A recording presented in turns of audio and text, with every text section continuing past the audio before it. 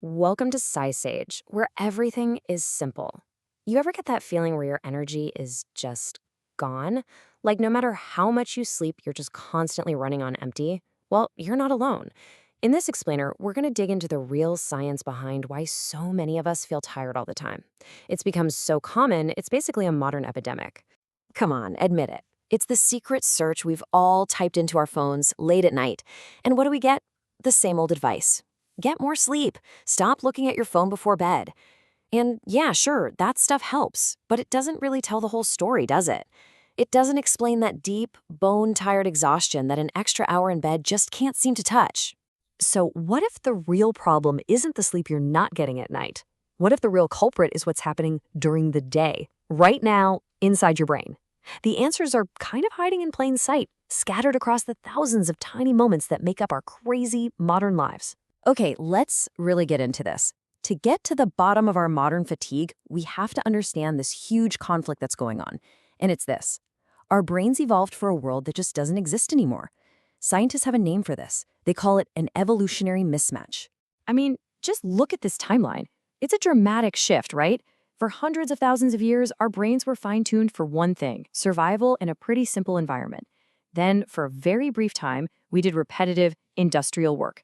And now, in what is basically the blink of an evolutionary eye, we've all become constant, high-stakes decision makers. And the result of that shift?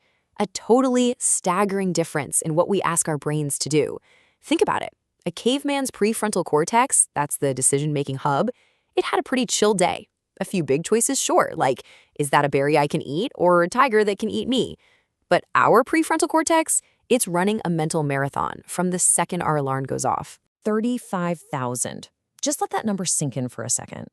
It's an almost unimaginable amount of mental work. And get this, research suggests over 200 of those decisions are just about food alone. What should I have for lunch? Should I get a burrito again? Did I remember to buy groceries? It just never, ever stops. So what is all this decision-making actually doing inside our skulls? It's not just a vague feeling of being overwhelmed. Nope. There is a real, physical process happening inside our heads that leads directly to that feeling of being completely wiped out. So meet the key chemical player here, glutamate. Every single time you make a decision, whether it's big or small, your brain uses glutamate to send the signals. It's basically the fuel for thinking. But here's the catch. Every time it's used, it leaves a little something behind. Think of it like metabolic trash or a tiny puff of exhaust. A really great way to picture this is to think of your brain as a busy city. When you wake up, the streets are clear, traffic is flowing smoothly. But every decision, every car journey produces a little bit of that metabolic trash. After you make 35,000 decisions, that trash starts piling up, clogging the streets until your mental traffic just grinds to a halt. That traffic jam, that is mental fatigue. This whole feeling of being tired, it's really like a war being fought inside of us, and it's happening on two totally distinct battlefields. You've got the battle we fight all day long while we're awake, and then you've got the one that happens at night when we're supposed to be sleeping. Let's talk about the daytime front. It's not just about that glutamate trash piling up. There's another chemical process going on, and this one involves our favorite weapon of choice, caffeine. See, as you go about your day, your brain naturally produces a chemical called adenosine. The easiest way to think about it is like a sleepiness timer. The longer you're awake, the more adenosine builds up, and it sends this gentle, persistent signal to your brain saying, hey, maybe it's time to wind down and get some rest. But we don't listen to that signal, do we? We grab a coffee. Now, caffeine is clever. It works by blocking the adenosine receptors in our brain. It doesn't actually get rid of the adenosine. It just puts a blindfold on your brain so it can't see how tired it is.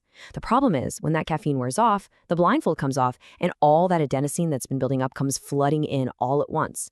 And that sudden, overwhelming wave of exhaustion, that, my friends, is the infamous afternoon crash. All right, now for the second battlefield, nighttime. This is where our ancient biological programming goes head-to-head with the rigid schedules of the modern world. Every single one of us has something called a chronotype. It's basically your genetically programmed sleep schedule. And this isn't just a preference, like you prefer to stay up late. No, it's an evolutionary trait. Back in our hunter-gatherer days, it was a huge advantage for the tribe to have some people who were natural night owls and some who were early birds. It meant someone was always awake to keep watch for predators. Pretty smart, right? And that's the problem. Our society is basically built around one schedule, the 9 to 5, but our biology is way more diverse than that. So if you're a natural night owl, but you're forced to wake up at 6 a.m. for work every day, you are literally in a constant state of battle with your own DNA. You're not lazy, you're just living in a world that wasn't designed for your chronotype. Okay, so understanding these battles is the first huge step. But the second, and maybe most important, is realizing we can actually do something about it. We can't change our ancient brains, but we can change our routines. We can use small, powerful tweaks to start fighting back against fatigue. So for the daytime battle, the name of the game is reduce decisions and manage your energy. This means automating little choices like planning your meals or outfits for the week, just to save that precious mental power. It also means being smarter about your caffeine, like waiting until mid-morning to have your first cup, or even trying a coffee nap, where you drink a coffee and then immediately take a 15-minute nap. It sounds weird, but it can be a game changer. And for the nighttime battle, it's all about working with your biology, not fighting it. A great place to start is just figuring out your chronotype. There are tons of tests online. Then create a wind-down routine that signals to your brain, okay, it's time for the cleanup crew to come in. This is when your brain clears out all that glutamate and adenosine trash from the day. You know, when you really get down to it, this is the core of the whole issue. We are navigating this hyper-complex, futuristic world with hardware that was designed for the distant past. The fatigue we all feel, that's just the friction between those two worlds grinding against each other. So the real question isn't how to change our brains. It's how can we adapt our modern lives to finally give our ancient brains the rest they so desperately need. What's one small change you're going to make today?